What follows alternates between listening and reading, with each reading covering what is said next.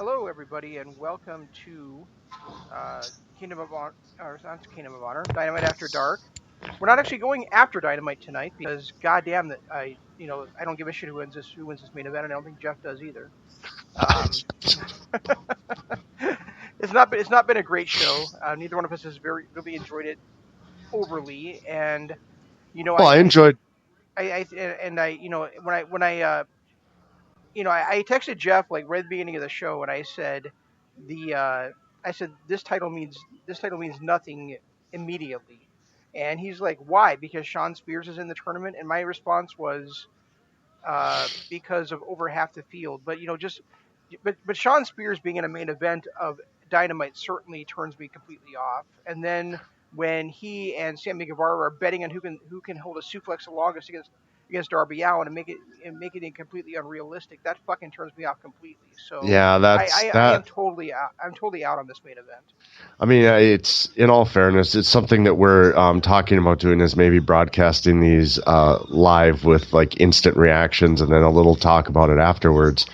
But that's still in the works. But in all fairness, there are people that are still watching, so I kind of want to give this match its due.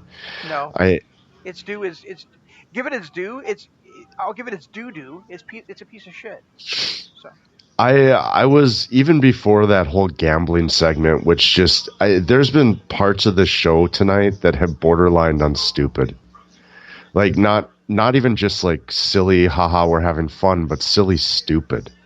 There were a few things that Colt said earlier that caught me. There was some of the debut matches. I'm not right now completely sold that Luke Harper is the right fit for the guy that he's portraying.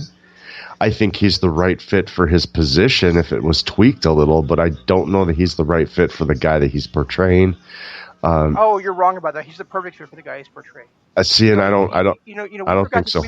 I forgot to mention this last week, but clearly, he's a guy that was overlooked in the WWE by Vince McMahon of all people, and now he's playing Vince McMahon on these shows, and I absolutely love it because it's to me he's the perfect guy because he was there, he was there and he saw all this bullshit, and I forgot to mention it last week about the whole sneezing thing and you know you don't eat before I finish eating and all that kind of stuff. It was obviously playing a Vince McMahon type character, and he's doing the And same thing again this week and telling him not to yawn in his presence.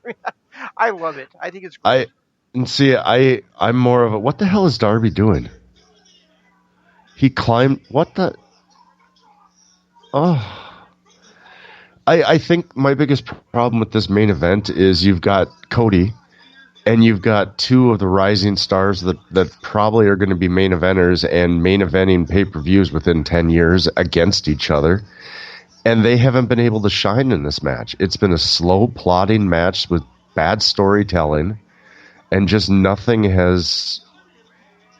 Now we're at the end of the match. We finally get a little bit of flash out of Darby and Sammy. I'm This is trying. so, I'm really trying to not be as hard on this match because I know that they have a limited talent roster to go with. Being in the conditions that there are right now. But I don't like Sean Spears being in a main event of Dynamite. Um, I don't like him being in the TV title tournament because I don't because to me, there's guys in this tournament that either have never been on Dynamite before or have barely been on Dynamite, and yet they're in the tournament to crown yeah. I mean, A TNT champion when they've three out barely of that been on TNT. three Um, out of that left side are just they shouldn't be in it. Spears shouldn't be in it. Neither should Kip Sabian. Neither should Archer, and neither should Colt Cabana. exactly, They, those and four guys have no reason to be in a tournament to crown a champion. and yeah, but really, I mean, aside from my dislike of Sean Spears as being portrayed in this kind of a way as a main event talent, um, or an upper card talent, whatever you want to call it. What did in the inner circle say the Dynamite after Jericho lost the title at Revolution? They said they were declaring war on the entire AEW. They said Right. nobody was safe. They said that that they were going to raise hell and raise havoc on everybody, and Oh, yet a no, and yet Darby just turns on Cody. and yet a member of the inner circle tonight is teaming up with Sammy Guevara. I mean, a member of the inner circle and Sammy Guevara is teaming up with somebody outside the inner circle. I just think that's No, really bad storytelling. not just somebody outside the inner circle, but somebody who is 1-6 in his career. He hasn't even, I mean, I'll give, I personally think you've been hard on Sean Spears, but his record is even showing that he doesn't deserve the spot. He's 1-6. He's in the middle of trying to do a YouTube find a partner skit. He does not deserve to be in a main event. And if they were just using this main event to get this little Darby Allin Cody thing across, they could have done it a whole much better way. Yeah, I mean, and it's these pairings because of the tournament brackets that are coming up. I mean, it could have just as easily have been Jake Hager in this match teaming up with Guevara, and it would have made a lot more sense. Yeah, or even yeah, and then it would have actually made sense because the whole inner circle. I'm right there with you on this. I for the first time ever, I think I'm gonna agree with you on Sean Spears and the fact that he shouldn't have been there. It didn't fit storylines. It doesn't fit his character. It doesn't fit his win-loss record. The only reason for him to be in this match was for that stupid little gambling spot, which took away more of it than anything else. And the other thing, the other thing with the bracket for the tournament is, as much as I love him, Dustin has the same problem of being in that tournament that Spears does, and that he's working on being a tag team wrestler right now. So Yep. why is he in a tournament to crown a singles championship? And I mean, You know, and I get at least he has some sort of presence to where he at least is not disrespecting the tournament by being in it. yeah, that's true. You know, where I think those other four kind of are. I mean, you've got Sean Spears who's in it, but he's what now? Oh, he just got the roll-up win in this tournament, so now he's 2-6. But 1-6 in tournament or in singles competition throughout the year so far. He doesn't deserve to be in a tournament.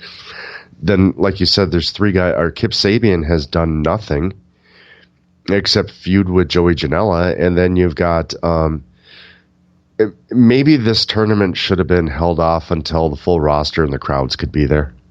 But if you're it definitely should have been, because I mean, there's going to be people out there that are going to be apologists and saying, well, they're going with the bracket that they have right now. Great. Why do they have the turn? Why are they doing the belt right now? They're adding a TNT belt for at a time where there's no crowd.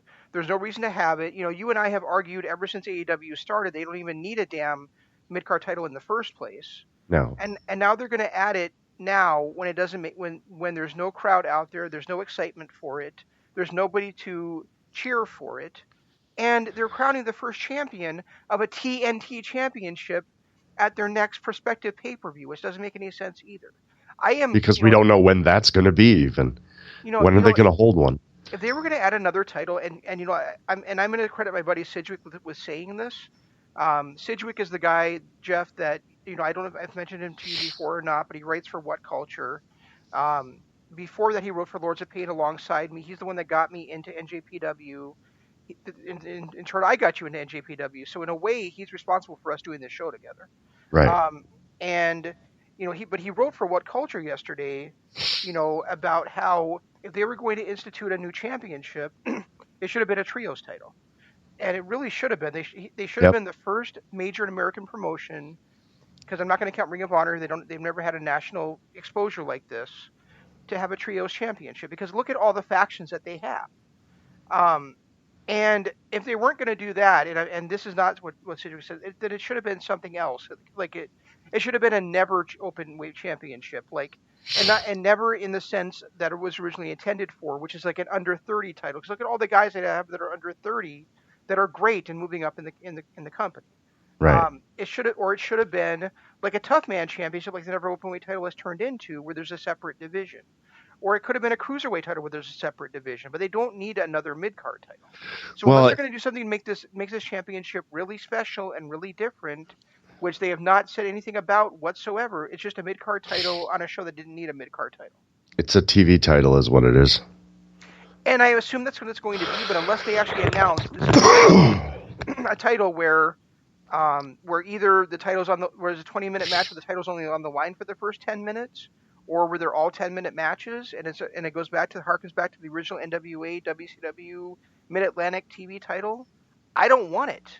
We're going to get it, and I'm sure a year from now we're going to be used to it, and we're going to be excited for that title to be defended.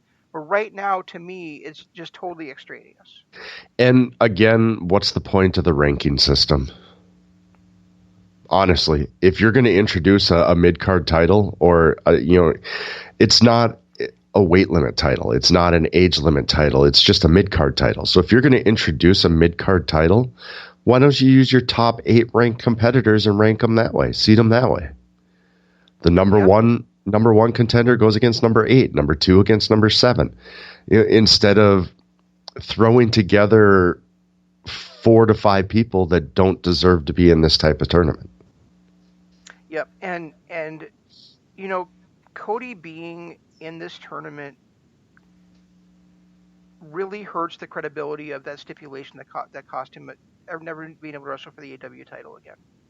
It really, I shouldn't say him being in the tournament cost it. The belt existing, really downplays that, because now, yeah, he can't be AEW champion, but he can still be AEW TNT champion. And he's a main eventer, so yeah, I understand that anybody beating him is going to gain outside credibility, but still, and all, to me, that title existing, especially only a couple of months after he lost that stipulation, really takes away from him never being able to be the AEW champion. Well, that stipulation was stupid anyway, and they're going to figure out some way to get around that.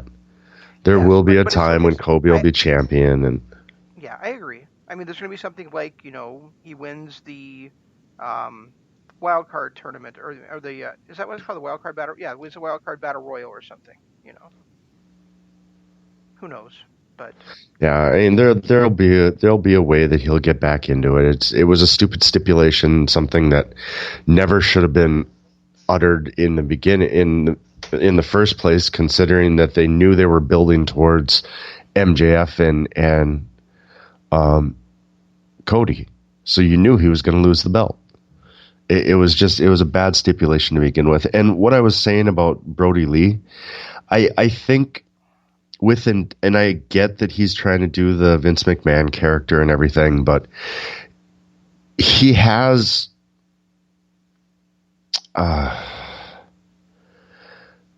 he doesn't have that kind of intimidating credibility yet.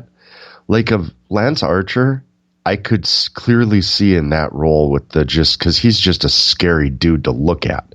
Luke Harper is not as intimidating as Lance Archer is.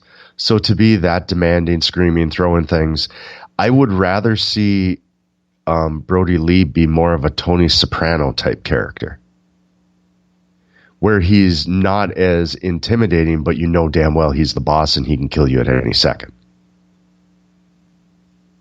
Fair enough. I just don't think that's the idea of the character. No, and that's where I'm having issues with it. Is I just don't think. I mean, I think he's the right guy to be the Exalted One. I just am not a fan of the way he's presented, and I'm not a fan of him constantly referring to himself as the Exalted One.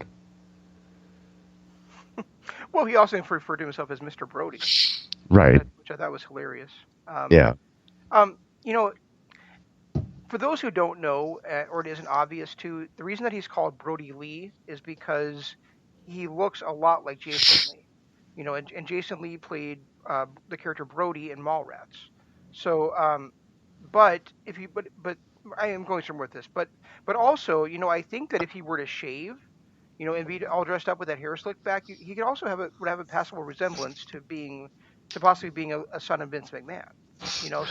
So I do think that he kind of fits that role in a way that Lance Archer would not be able to. Yeah, I think I'm looking more at the character that he's portraying to be a better fit for Lance Archer. The role I think is perfect for Brody Lee. I'm just not a fan of the way that the character is developing, with him being as trying to be as intimidating as possible. The other thing that was borderline silliness is Dark Order number 8 and 9. Well, that's where I was going to. That's where I was going to go next. Is I don't feel the same way that you do about the backstage stuff going on with him, and I think that even if I did feel that way, I would realize, okay, well, he's just only been doing this for a couple of weeks. He has plenty of time to grow into this role and for it to become more natural for him, and a more natural thing for us to see in those instances. To me, him coming out and powerbombing his own guy and then giving that weird stare down to the other guy was the silly part of the whole thing. That I thought was just awful. I'm just not buying into it. I'm not the whole ever since he was revealed as the Exalted One. I think while there's some little bits of comedy to it, and it's just not. It's not being presented enough to where I'm buying in. Now, like you said, yeah, he might grow into the role. I might buy into it in a little bit, but I've been down on this whole Dark Order thing now for a couple of months, and it just seems like it's gone from bad to silly. And silly, in a lot of times, is worse than bad.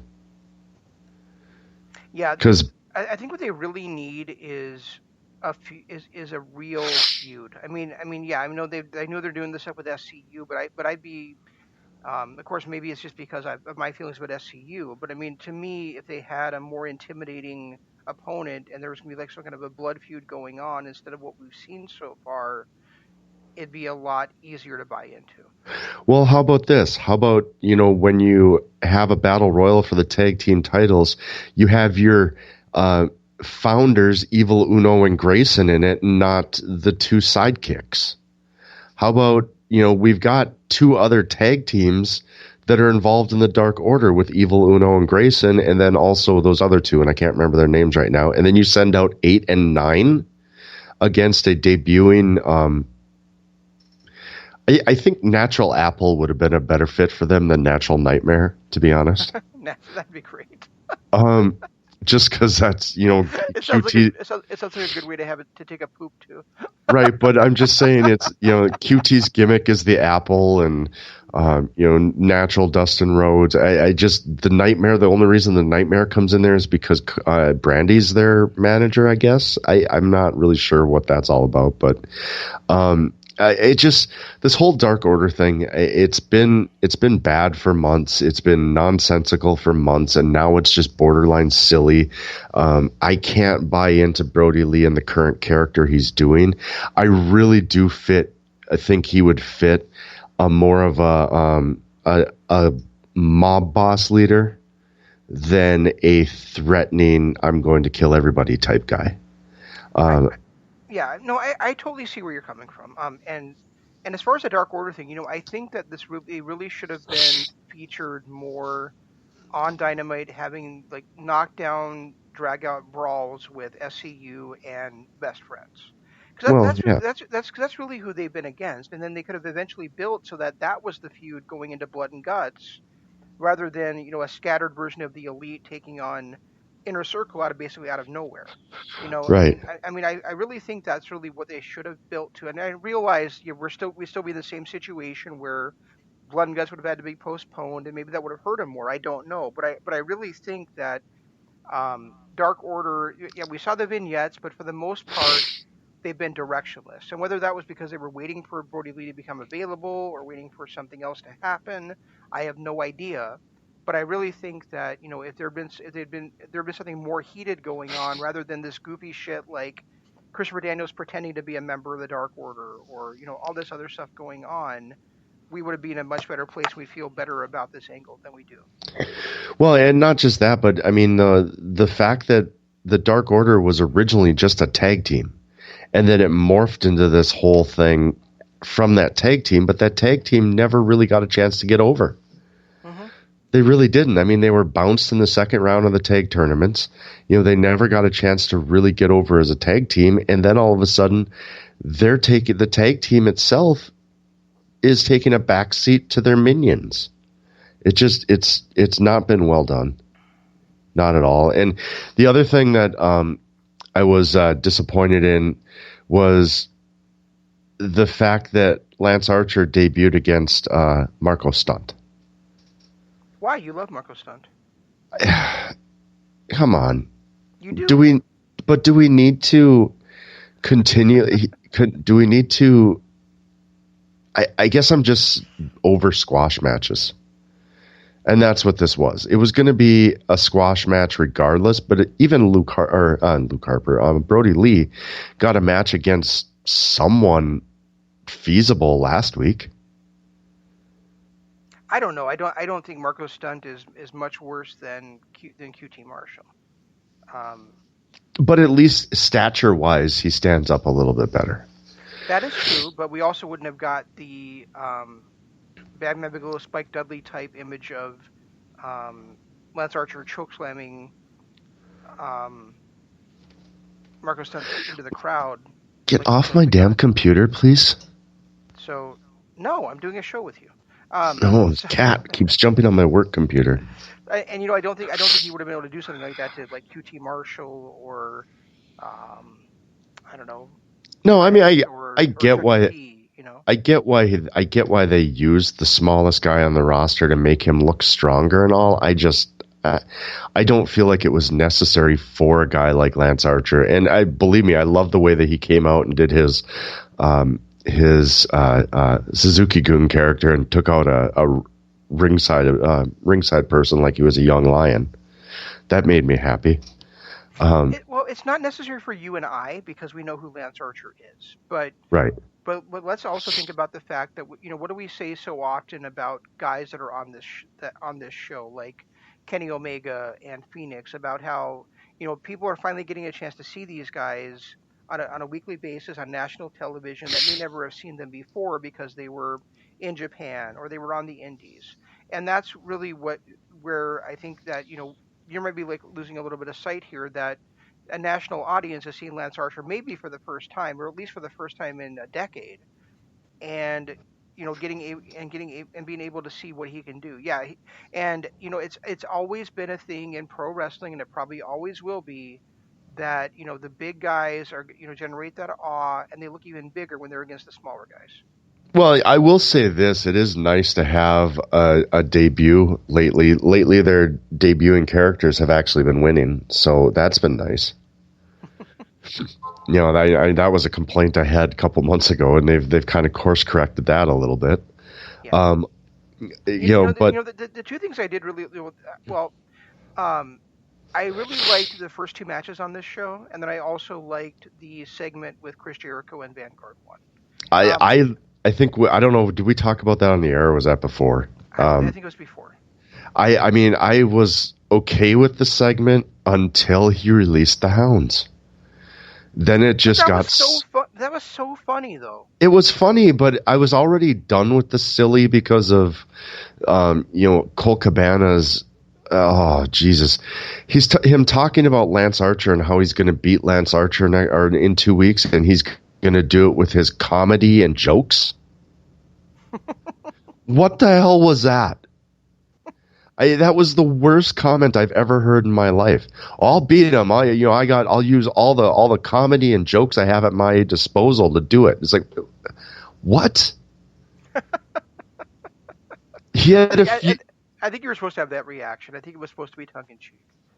But it wasn't like it got nothing. I mean, I would have maybe gotten it as a tongue in cheek thing if Tony had giggled a little, or if he'd even said it lighthearted, but he was saying it as serious a mood or as tone as he could. And then, he kept going on and on throughout the night. I'm a podcaster. I'm a YouTuber. Oh yeah, but I'm also a wrestler, and I can show that next week. It's like, okay, dude, calm down. You're not helping yourself. Well, I do wonder how that's going to happen next week because I think clearly Kip Sabian is going to win and Colt Cabana is going to win because they were setting that up last week on for those two to be, or maybe it was 2 weeks ago for those two to have a match. So I'm just interested to see how that ends up happening. I mean, does Archer just beat Cabana so bad he gets himself disqualified? I mean, who knows? That's probably the only way it can happen because I can't see them punking out two hot people in two back-to-back tournaments like they did with Dark Order in the tag tournament. Well, the other way it could happen is, we don't know which match is first. So if Cody is facing Darby Allin and Cody loses to Allin because of interference by Archer, then Cody could interfere on Archer's match. Yeah, well, Cody versus is next week, and Archer is in 2 weeks, isn't it? Or are they both next week? I don't think they've said, have they? I thought they said tonight that the first half of the tournament was this week, and then the second half was next week. Oh, okay. So Or, so it's. Wait, Cody is facing. Who's Cody? Cody's facing Spears. Spears. That's right. And that's next week. So these are actually both pay-per-view rematches that are coming up next week. Then. Right. And the thing with next week, too, see, when I looked at this tournament, I was looking at it going... You totally missed the opportunity for you to yell at me for yawning in your presence. Oh, I wasn't going to do that because I think that's a dumb gimmick right now. Believe me, it crossed my mind, but then I was like, I just railed on how bad that gimmick is. And the way I look at this tournament is I see it going one of two ways, and I'm probably going to be wrong because I didn't predict SCU to win the tag tournament titles either. But I see it going one of two ways. I see the winner of Guevara and Darby Allin because those are essentially the two hottest guys in the company right now. Yeah. And I could easily see it going to the winner of that match. Mm-hmm. And as far as the winner of that match goes, I honestly don't know. Before a couple weeks ago, I would have said that a couple weeks ago, but Sammy's been on fire lately. He's been on fire on the mic. He's been on fire in the ring. Tonight, we'll throw tonight out, but his match last week against Omega, I thought was great. I honestly, I don't know. I'm kind of leaning towards it being Darby, but I honestly don't know. Well, don't you think they kind of set that up tonight, though, with what happened at the end of that main event, where it was Darby, where we would get Darby and Cody in the second round? Yeah, are we really going to do that with two sides of the bracket, though? We set that up 2 weeks ago with Kip Sabian and Colt Cabana. Now we're going to do it again with Darby and Cody. They've done it twice. They did it twice in the tag team tournament. Well, they did it with the Dark Order and Best Friends, and they did with SCU against the Lucha Brothers.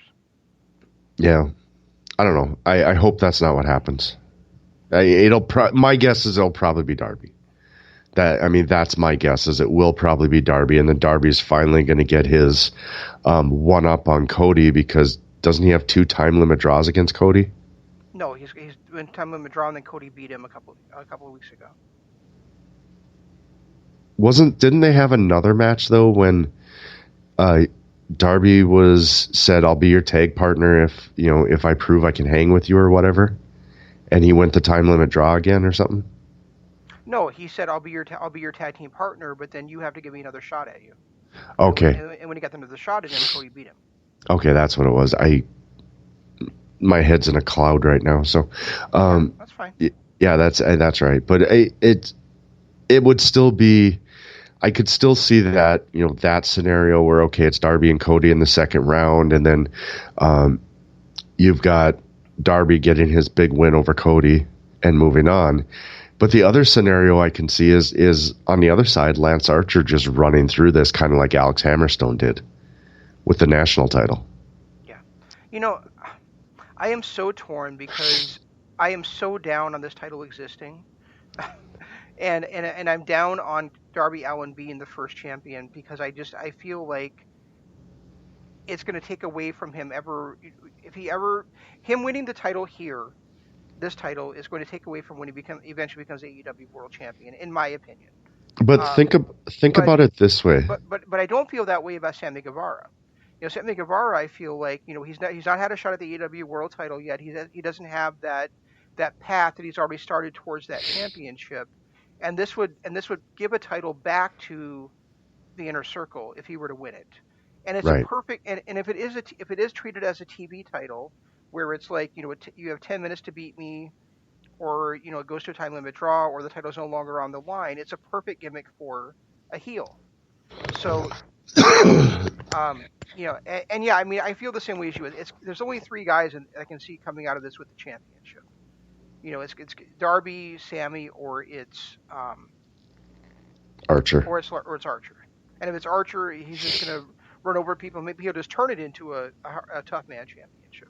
Well, what I could see coming out of this is now that Moxley's the champion, and Darby Allin is a top face, Moxley's a top face. I can see Darby chasing this title with Lance being the champion.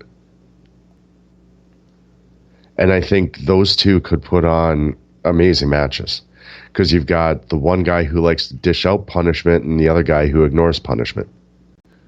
And I'm just going to say it so it's out there, and one of us has said it. They're going to totally pull the wool over our eyes, and they're going to put the title on Kip Sabian. Would not, I would be okay with that. It would be very, very Tully Blanchard and Baby Doll for it to be Kip Sabian with Penelope Ford. I would be okay with that simply because we're not expecting it, and I feel like lately, with some of the silliness going on with the whole, forget what's actually happening in the world. When you look at AEW in general, it's gone towards kind of a dark feel. We've got the whole Dark Order and that, and then we've got Matt Hardy coming in, and then you've got the whole thing with Hangman and his stuff, the Inner Circle. It's really gone into kind of a dark place. So for a complete swerve like that, to have a guy who's flashy and really full of himself to come out and win the title, I wouldn't have a problem with Kip Sabian doing that, to be honest. No, me neither. I'm just saying that, but those are the only four guys I could see leaving with the championship. I don't see Cody doing it. I don't see Spears doing it. Nope. I don't see Cabana doing it, and I certainly don't see Dustin doing it. No, and to be honest, in all honesty, I don't see Kip Sabian doing it either. But it would be nice. I would personally, I would be way more than okay with that because I think that's kind of a little bit of what AEW might need right now. They don't have any kind of flashy front and center champions. Not just champions, but storylines or factions or anything. Everybody is really kind of a darker character. Darker factions, darker champions. It'd be nice to see that flashy guy like Kip Sabian, and I'd love to see him come out with tassels and things like that. That would just be a nice change of pace for everything else that's going on with AEW right now. You mentioned darker, and you included Matt Hardy in there, and I just want to say, before I move on before I just expand more on that, I want to say that, even though you felt like the Chris Jericho part was really cheesy, and I'm not going to say it wasn't, and you said, it was kind of too much on top of Colt Cabana's actions, I will tell you that I laughed out loud at two parts of that. One of them was Jericho climbing out of the pool and being told and having his long pants on after being sitting in a swimming pool. Yeah, and then grabbing that little tiny T-shirt made me laugh too. Yeah, I just burst out laughing. And the second thing was him sending his hounds, his cadre of dogs, his pack after a flying drone. It's like, what the hell are our dogs gonna do? Especially when one of them, I don't know what, I apologize. I'm sure there's going to be dog lovers that are going to jump on me for this, but I'm not sure what that dog breed was. But the little tiny one that looked kind of like a Yorkie / Shih Tzu type thing. The one that just kind of stood there clueless. Yeah, that. I won't lie. I did laugh. I just felt like it was borderline silly. But that's kind of how the Broken Universe has always been, and that's where I was going to go. Is that I love the fact that 3 weeks in they're fully incorporating the Broken Universe. Where it's off kilter, where it's off screen, it's out of the ring, it's out of the building. Now it's on Jericho's compound, not necessarily on the Hardy compound. But I can see where they can't do blood and guts right now because of the social distancing stuff, and right. You probably want to do that in front. You probably want to do that in front of a big crowd anyway. You can't do the lumberjack match between Wardlow and Luchasaurus they originally advertised for last week. So they're doing stuff that I think is actually going to be really fitting for the times that we're in right now. Like they're doing the empty arena no holds barred match between um, Moxley and Jake Hager, and now I think we're going to get something similar to a final deletion between Matt Hardy and Chris Jericho. And I think that's what they're building towards, and I'm excited to see it. I think Jericho's new style fits well with that, and Matt Hardy's always done well in those things. I mean, you and I, we created, was it in 2017 or 2018? I can't remember, but remind me which one it is. 2017, I'm pretty sure that you and I, we created our own, WrestleMania card. I think we called it WrestleZania, Right. based on my Zanman character, where we took matches from the previous year, previous 12 months, and we put it in there. And I selected as my tag team title match in my card the Great War from Impact, which I think was a fantastic match, and you had no problems with me included in there because it was so damn fun. Right. The final deletion was, I don't think I ever watched the version that they did in WWE with Matt Hardy and Bray Wyatt, but everything they did in Impact with the Broken Universe was awesome. And so I'm very excited to see it come to AEW and see Chris Well, Jericho taking part in it. I think the thing they did in Impact that made the Broken Universe so well done was not just the matches and the compound and the Jeff Hardy final deletion stuff, but the fact that they included his wife and his kid and I can't remember the other guy. Was it his butler? I don't know who that was. It's actually his father-in-law. Oh, is that okay? Yeah. But I think that's where WWE really dropped the ball on it, is they didn't include any of that stuff. And it wasn't just the Matt Hardy character that was so much fun. It was everything involved in it, the entire universe, all the other characters, all the other, the just different stuff. The Matt Hardy portion of it gets a little bit boring at times because it's the same rhetoric, him spouting out about being a 3,000-year-old whatever. But when he starts adding in the other characters, I think is where it really kind of hits its stride. And I hope that's the route they go with AEW with it. Yeah. Oh, yeah. Actually, saying the 3,000-year-old character, like, there's another part that I didn't really laugh, but I kind of like rolled my eyes and chuckled when instead of calling him Damascus, he called him Damascus. Yeah, I caught that. I laughed too. I mean, I thought Jericho's performance and it fit his character well and was actually really compelling. Even the Vanguard 1 stuff I didn't have a whole lot of issue with.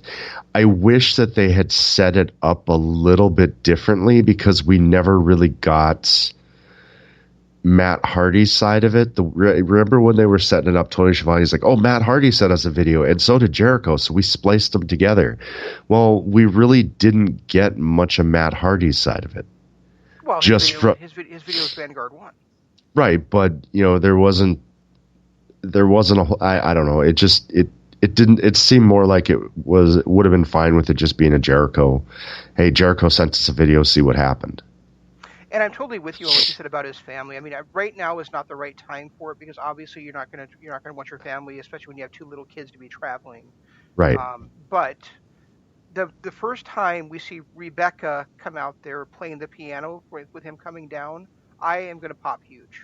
Yeah, and what was his baby's name? Baby something. Shoot, I can't remember. Well, I don't. I felt like the whole family part of it was what made the character so well done. Oh, it was for sure. But I'm just saying that seeing Rebecca out there, or Rebecca as he calls her, out there playing the piano, or for him and him coming down to her doing that like on a big entrance at a pay-per-view or something, is going to be really something special. Oh yeah, I agree.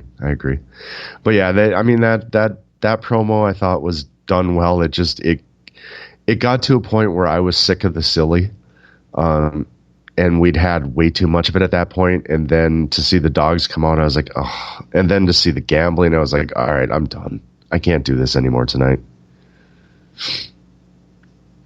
Yeah, I see. I get where you're coming from. Let's And see. it's weird to have me say that too when I was literally just saying that AEW needs to have a little more flash and happiness in their shows. They've gone a little too dark lately. Um, but that is the reality, is they have gone a little dark, but I don't want it to just be comedy that is the light part of it. We need to have some kind of happy character, and with Kenny kind of was that glowing light character for a while, but he's really entrenched in the whole Hangman story. The Bucks are kind of gone a heelish type, so they're not really that flashy, happy-go-lucky team anymore. Best friends are about it. Yeah, best friends and Orange Cassidy. Yep. Yeah, and I just think they need a little bit more of that sprinkled in, and not so much that it becomes overwhelming. And I like the feel of AEW. I like the darkness feel. I like the real people feel, but they can be real people and have a flashy character that really stands out. And I think Kip Sabian actually is a perfect guy for that. Matt Hardy and Rebecca's son. You were thinking of as Maxwell, Yeah. Okay. and they actually just had their third child in December of last year. Oh wow. Um, Bartholomew Barty Kit. So Bartholomew Barty Kit. Bartholomew, and then nickname is Barty, Bartie, and then Kit is the Okay. middle name. So Oh, okay. um, yeah, and that's another reason why a tag team that I don't think should be a tag team in AEW kind of hurts me, because I really feel like Ray Phoenix could be that guy too. Oh, I, absolutely. I mean, I feel like Ray Phoenix would right. Eventually, it's going to be their world champion, but could really anchor that mid card as a bright, shining star, a happy-go-lucky, you know, um, luchador babyface for them. I think he's miscast as a heel, and I really don't like him being kind of held down in a tag team. Yeah, I agree with you there too, and I do agree with you. I think he could be that flashy guy too. And while you were talking, another segment that they had that kind of didn't sit well with me was the Young Bucks segment. Okay. I, I mean, I get what they're playing was that Nick got a concussion, and that's the way they're playing this off. I mean, and unless you're being told he got a concussion, you wouldn't actually think that by the way he was laying underneath there, because it looked like the door had fallen on him, not hit him on the top of the head, type. But regardless, they're playing it off that he's got a concussion, and in his statement there, he's talking about, I don't know when or if I'll ever be back, and all we know about concussions is you shouldn't be running the ropes and vigorous stuff like that while you're healing from the concussion. It wasn't that long ago that you got this, what they're claiming was a major concussion. Mm-hmm. And then he's talking about how he doesn't know if he'll ever be able to come back and all this stuff. But all he wants to do is get back to the fans and everything. And it's, when he said that, I kind of groaned too, because it's like, come on, you know what's going on right now. You can't have fans in your arenas. It just, the whole thing was kind of off-putting. I can see that. I guess, yeah, I honestly wasn't paying that close attention to it. I'm not sure why, because you and I have always been, big Young Bucks fans. But I mean, I guess I just wasn't, really. I really wasn't buying into that drama tonight, I guess. Well, and that's basically what it was. Is it became nonsensical drama because it's a concussion. That's what they've been playing this off as. Even when he was talking about his symptoms and losing his memory for that little bit and everything, and it being scary, he had a grade 3 concussion. Is what happened, and it's with all of the knowledge that we have on concussions, that segment just didn't work. I'm actually very interested to see, what happens the next few weeks with AEW, because I don't know. I'm not sure if you heard the news today, Jeff, but today the governor of Florida announced a statewide stay-at-home order. Oh, So by midnight tomorrow night, just like we are here in Minnesota, by midnight tomorrow night, there's no non-essential travel in Florida. That, of course, is going to affect what WWE does with their performance center. I mean, it's going to mean that they can't film AEW in Jacksonville anymore because it's not an essential service. Wow.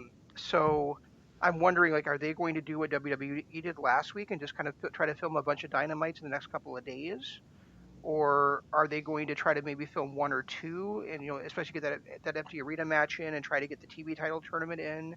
I was suggesting to my wife when I read that, I was like, well, I wonder if they could, if I were them and I didn't have time to do that or I wasn't able to do that, what I would probably do is I would maybe do like 1 hour, maybe do like two separate like 1 hour shows, like maybe like 1 hour do like a best of, and now another hour like for the next like 3 weeks, like show an hour um of Double or Nothing. Just go back to the beginning and just show those pay-per-views that are old. Maybe not everybody's seen them, but you're maybe not going to go back and pay the $40 or $50 to watch them, Right. and just kind of show that background. Or I guess really if they wanted to, they could do some kind of like a 2 hour long Be in the Elite specials, but I think that would get really old really quick. So it's going to be interesting to me to see what they actually come up with over the next month, because it is a 30-day stay at home order that starts tomorrow night at midnight in Florida. Well, I'm hoping that the Floridians take it a little more seriously than those of us in Minnesota have. Or in all honesty. California or Hawaii, yeah. Right. Stay at home. We're never going to get our lives back if we don't stay at home. It actually amused me to watching the news tonight where they said that alcohol or liquor stores are an essential business, but smoke shops are not. And neither are schools. No. But then it was explained to me that like alcohol is because they can't have people going through withdrawal right now, because then that would help sharpen liquor rather than flatten it. Yeah, and that's that was my theory too. I mean, if they closed liquor stores, they would have to have armed guards at all hours on liquor stores, because those would get looted immediately, and the hospitals couldn't handle all of the withdrawals that would be happening. I mean, there are some people that have drank nightly for years, and those people aren't just drinking a few drinks, they're drinking, a lot of drinks. So for them to come down from that, the withdrawals would be insane. I wonder how many people are going to just decide they enjoy drinking at home more, and they're not, and the bars are going to suffer from that. I don't think that'll ever happen. People need socializing too much. I suppose. Now, me on the other hand, I'm okay with this. I wouldn't mind seeing getting out occasionally to go to a park or something, but I don't mind the being at home by myself, or just me and my kid. Yeah, I don't either really. So, yeah. So I mean, the things we really didn't talk about was the stuff that we really enjoyed, which I thought the opening match between Trent and Kenny was really good. I mean, I'm not going to give it the kind of praise that Tony and Cody were giving, and it wasn't, to me, like the greatest thing ever, and it wasn't even one of the best 4 matches I saw the last 2 days. But I thought it was a really good match, and then I enjoyed watching my girl Hikaru Shida come out there and have a strong debut match, I thought, by Anna Jay against her.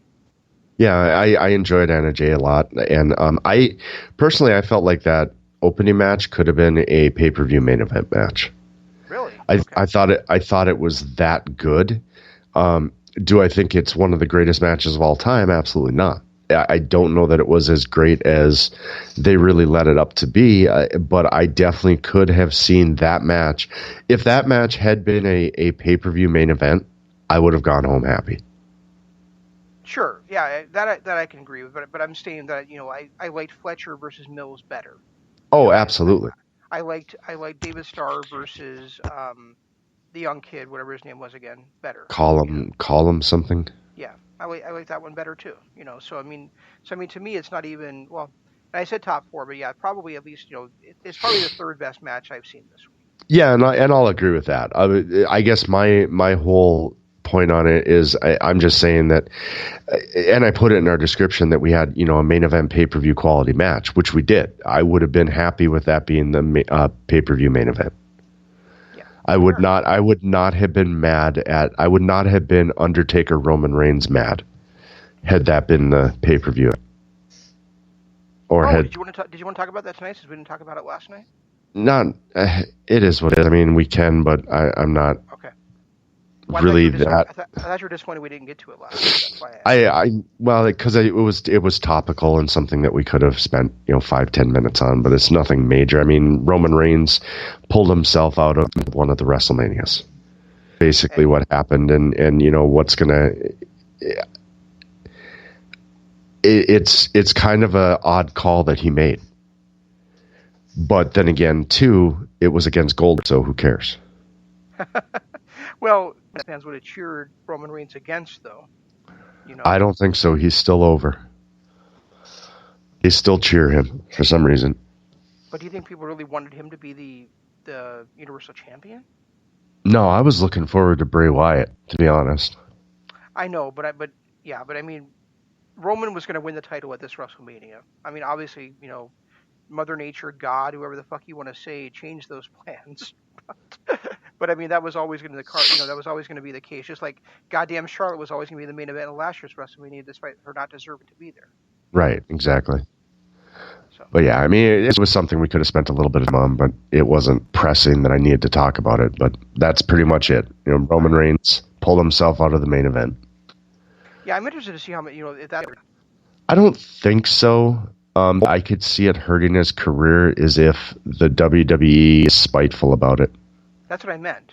That's exactly what I meant. Like if WWE says, we took all the precautions, you would have been fine, and you made the executive decision just to pull out of WrestleMania, out of the main event of the biggest show of the year. A week before it happened. A week before it happened, we'd already filmed the match, and now, or actually, I guess they didn't film the match. We were all set to film the match, and you're like, nah, I'm gonna pimp out, deuces. Right.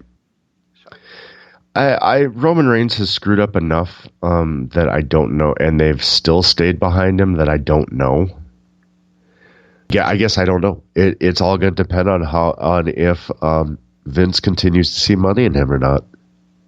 Well, I think a big determining factor will be how the crowd reacts on this weekend when Braun Strowman wins the championship.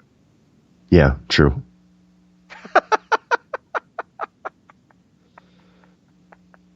There is no crowd, Jeff. I know. Okay. I wasn't sure if you missed that or you're just playing along with me. I was playing along with you. Okay. You said it so dryly that I was like, wait, did he really think there's going to be a crowd? The way I want to see the Braun Strowman match end is a spear and a jackhammer 30 seconds in. From Braun to Goldberg. That would be amazing.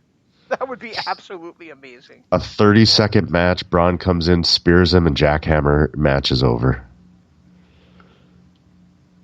That'd be great. It's the only way I could sit through that match, to be honest with you.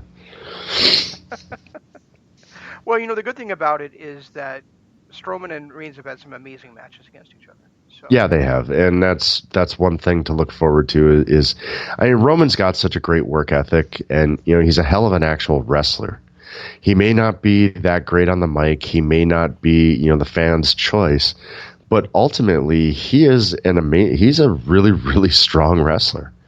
And he can have a great match with pretty much anybody, and he's proven it against Brock, against Seth, against Braun Strowman, against John Cena.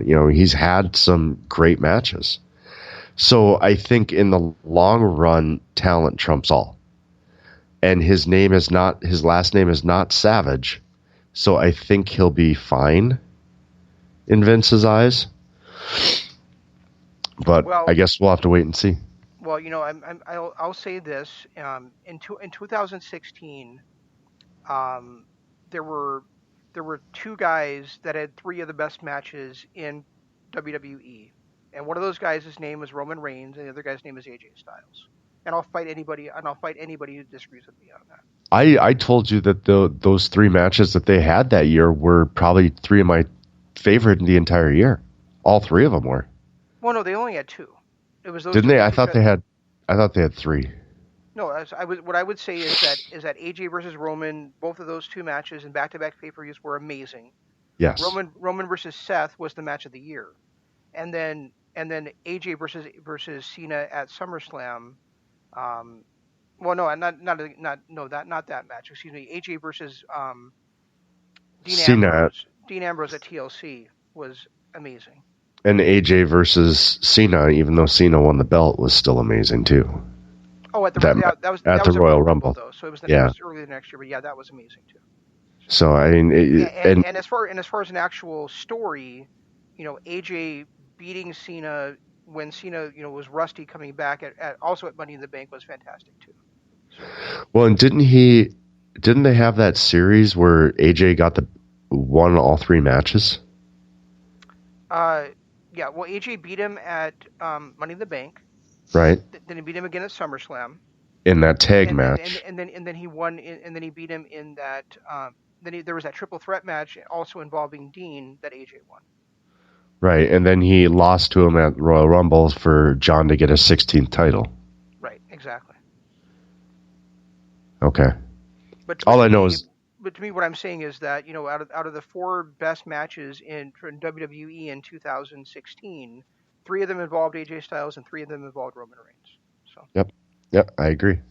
I'm not going to disagree with that. I think Roman is gotten kind of a I don't want to say maybe bad press because the fans turned on him because his name wasn't Daniel Bryan. And for some reason, the fans never forgave him for that. And part of that is the WWE continuing to push him down our throats, but we were in the midst of CM Punk and Daniel Bryan and, those types of wrestlers becoming our favorites and being pushed to the top. To see the muscle-bound guy like Roman get all the love was hard for a lot of people to take. But because of that, people have really looked past his actual ability in the ring, and he is very good in the ring. See, for me, it wasn't that they pushed him over Daniel Bryan. It was that they booked him so poorly after the Shield broke up. Then he had that 2 months he was injured, and he had no momentum going into the Royal Rumble. They still had to win the Royal Rumble. That to me was, there's times that a course correction is called for, and Vince McMahon just over the years has been completely unwilling to do it, even though it's what's called for. What did he do? I'm trying to remember what he even did after the Shield broke up. Well, he didn't seem to care about the Shield breaking up, which was the problem. Yeah, I mean, it was Seth and Dean. He ended up facing off against Randy Orton. Okay, because I know it was Seth and Dean were having a blood feud, and then Roman just kind of went his own way and just was like, all right, well, whatever. Yeah, exactly. But then the guy who just went his own way got to keep the Shield music, got to keep the Shield look. The other two had to change their music and change their look, but Roman got to keep it all. Yeah. Figure that one out. Which didn't make any sense to me because he seemed to be the one who cared the least about the Shield. Exactly. So, all right. Well, I guess that's. Yeah, I guess that's it for our show. A little bit of AEW, a little bit of WWE, a little bit of the world at large. Jeff and I talked about this a little bit after our show last night, and we hope that even though we do mention from time to time what's going on, we hope that our show, both of our shows that we do, can be a bit of a distraction for you guys out there. It is for us. We love doing this show, but we hope that it helps you guys get through this time too, when you guys are stuck at home, with nothing to do. We know that you have other entertainment options out there as well, but we hope that we can give you guys a little bit of entertainment to get you through these dark times as well. Which would be nice. Yeah. Because I know that Shane is a very entertaining person, and I'm along for the ride.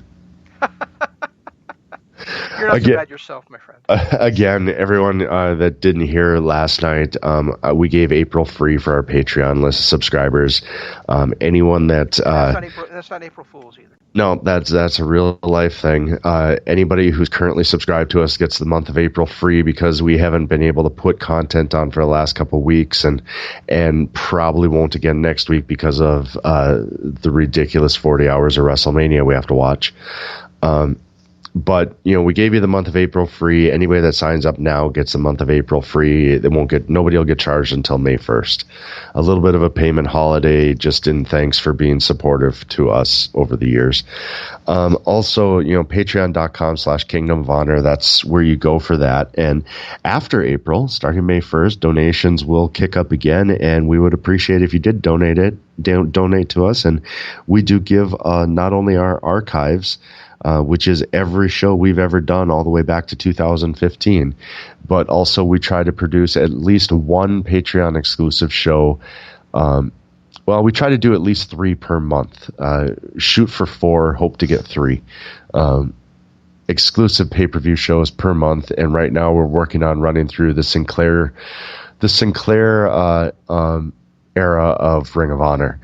Also, our YouTube channel, if you're listening to it, appreciate it. Go ahead, hit the like button, hit the subscribe button, ring the notification bell, because we do this live twice a week. And at least once a month, we're going to try to get back to doing a live breakdown of a current show that we're watching. The one coming up here is Lock and Key. And then, of course, our Twitter, I'm at Zanman. He's at Zanman. I'm at Regi Co-op.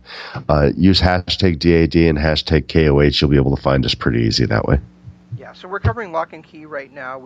The last one we covered was Watchmen, and our buddy Ryan asked us if we could cover this 3rd season of Jessica Jones, but we already wanted to circle back on before too long anyway. So I think if Jeff's amenable to it, I think that after we do Lock and Key, we're going to go right back into Jessica Jones. Yeah, I'm okay with that. I do know that we've got this Tiger thing that is all the rage now that just debuted on Netflix too. So I'm going to want to check that out at some point. That is an amazing show, my friend. Is it? I haven't seen a single second of it. And you know, here's something incredible about that. I actually met the guys in that show. Oh, did you? Yeah. About several months. Well, I want to say maybe 6 months after my brother passed away. The guy, the Tiger King, actually had a touring bus where he would tour around with tiger cubs and lion cubs and even bigger tigers, and you could go in there and you could see the big ones, and you could play with the little ones. And I got to play with the lion cub there. You know, I met the Tiger King himself, Joe Exotic. I met his husband, and the folks that he worked with. So you know, it was kind of incredible that when we were flipping through Netflix, we saw that come on. We're like, we know those people. I mean, not Wow. know them, but we met all those people. You know, so. And we even donated to them. We donated a fax printer to them when they were looking for a fax machine, and that gave me an extra 20 minutes to get to play with Oliver, the little baby lion cub. So Nice. Yeah. So yeah, that's a great show. Another show we talked about doing was October Faction, but now I read this weekend that they canceled it after 1 season, so I'm not sure we're gonna do that or not. So anyway, I don't know. make sure you stay tuned to all the other LOP radio shows. Tomorrow night is, well, the few that are still left standing. Tomorrow night is Im's LOP Radio Adventure, where I think he'll be doing a second part of his WrestleMania preview. He did the first part last week. And I'm sure he'll be talking about Roman Reigns on his show, because he had talked about Roman Reigns on the previous show, and he probably wants to correct what he said. On Friday is Miz Fan's Mystery Bag, where he and the Mystic are going through what Mystic did, who's kind of been in his own NWA/WCW centric wrestling bubble for a long time. He's had Miz Fan pick out a wrestler that Miz Fan really likes, because Miz Fan is basically like has encyclopedia knowledge of pro wrestling. A wrestler that he likes, of 2 matches and a promo for that guy, and they're going to focus on that every week, which is a really awesome idea. They did Eddie Kingston the first week. I'm not sure what they did last week because I haven't listened to it yet, but I'm sure he'll come up with somebody great. If you want to see who has knowledge of WXW and WSW and Chikara and Beyond Wrestling and American Rana and all that stuff, Miz Fan's guy. Follow him on Twitter. He's an amazing gentleman. And then we'll be back with you next week on Tuesday, talking about WrestleMania on Kingdom of Honor. That's all we got. We'll try to do better next time. This is Shane saying long days, pleasant nights, and Jeff saying goodbye. G1 Climax 27. Goodbye and good night.